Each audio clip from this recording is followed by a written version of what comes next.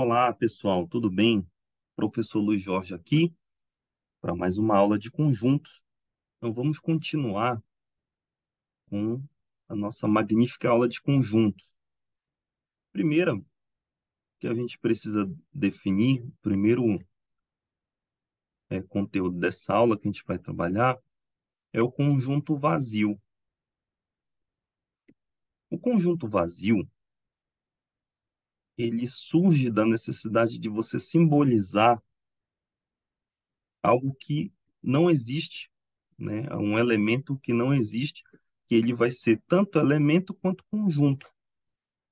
Aí, esse conjunto e esse subconjunto ao mesmo tempo, ele surge dessa necessidade de se estabelecer um padrão para simbolizar como se fosse um zero na teoria dos conjuntos. Então, George Cantor, que foi um matemático alemão, formulou esse conjunto com vistas a preencher essa lacuna que você tinha antes desse conceito, certo? Então, o que que é o vazio? O vazio vai ser a ausência de elementos dentro do conjunto. Por exemplo, bora colocar aqui um conjunto tal, eu escrever aqui um conjunto P, que vai ser o conjunto do X, tal que X é natural, ímpar e menor do que um.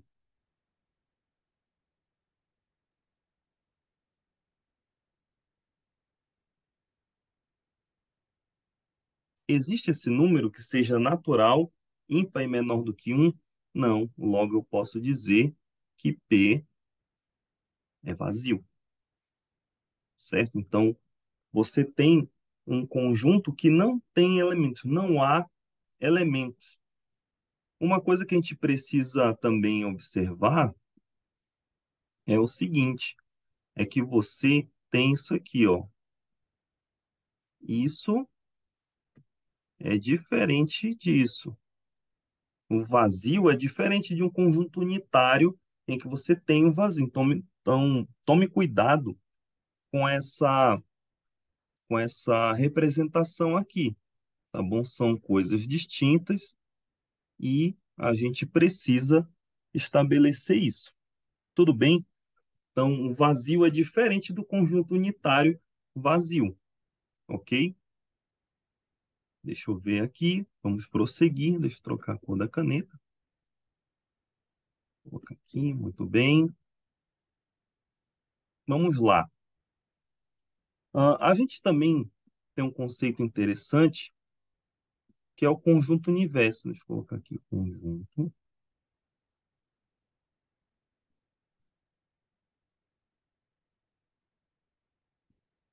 O conjunto universo vai ser a representação da totalidade dos elementos que você vai ter dentro de um conjunto. Ou seja, quando você estiver trabalhando em algum espaço, você precisa determinar em que é, limites você vai entrar. Por exemplo, se você está resolvendo uma equação, se o universo é natural, você precisa ficar dentro desse universo. A gente vai falar disso mais na frente com conjuntos numéricos. Mas, por exemplo, se você estiver trabalhando com probabilidades, o seu universo vai ser um conjunto de 100 pessoas. Ou posso colocar aqui, ó, você vai ter um, um universo de um dado, por exemplo. Você vai numerar as faces do dado de 1 até 6. Então, seu universo vai ser esse aqui, ok? Então, o conjunto universo vai ser exatamente aonde você vai poder se estabelecer, aonde que você vai jogar essa, esses seus valores. É como se fosse um campo de futebol. Então, você tem aquele limite ali da onde a bola não pode passar. Isso vai ser o conjunto universo. Tranquilo? Então, por exemplo, você tem aqui, ó, o conjunto universo vai ser os números reais. Então, todos os valores que você vai precisar encontrar vão ter que estar dentro dos reais. Aí, por exemplo, quando você resolve uma equação de segundo grau e as raízes não dão reais, ou seja, você tem uma raiz de número negativo, você tem valores que já saíram do seu domínio, já saíram do seu universo. Então, o conjunto universo, basicamente, é onde você vai poder trabalhar. Tranquilo? Então, vamos seguir aqui, ó. A gente tem, dentro dos conjuntos, a questão dos subconjuntos.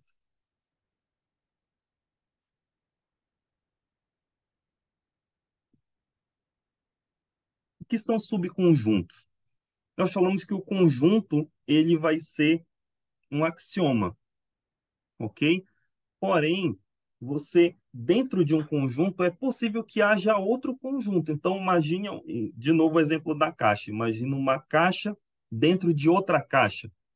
Então, você tem mais ou menos a mesma representação. Então, por exemplo, você tem um conjunto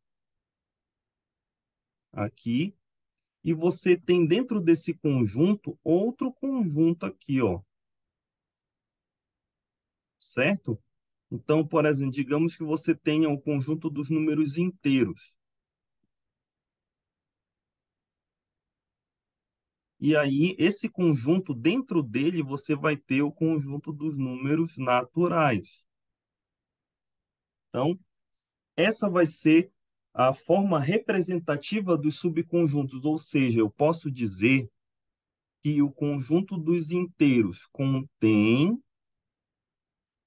os naturais, ou que o conjunto dos números naturais está contido em Z. Tudo bem?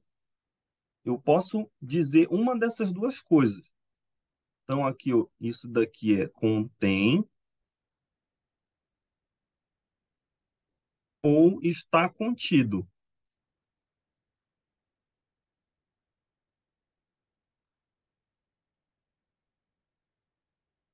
Beleza?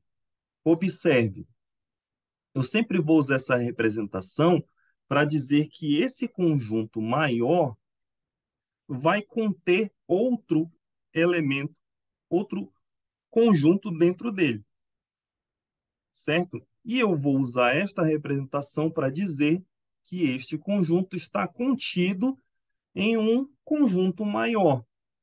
Mas existe também a possibilidade deles serem iguais, deles terem os mesmos elementos. Então, é por isso que a gente coloca está contido com esse sinal de igualdade aqui, tá bom? Mas nesse caso eu vou tirar porque isso não é verdade. Eu vou fazer então um exemplo com outras letras. Eu posso dizer que um conjunto pode estar contido em outro, mas que ele pode também ter os mesmos elementos. Então, essa representação aparece em alguns livros de cálculo, mas por que ela? Porque você pode ter uma quantidade igual de elementos nesse conjunto aqui, certo? E igual a este, ou seja, não está excluída a possibilidade deles serem iguais. Então, esse conjunto A está contido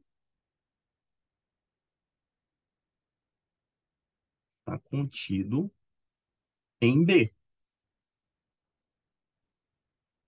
beleza? Essa é a nossa relação de inclusão. Na próxima aula, nós vamos ver mais exemplos e algumas regras que são típicas dos conjuntos. Desde já, agradeço pela atenção, um forte abraço e até a próxima.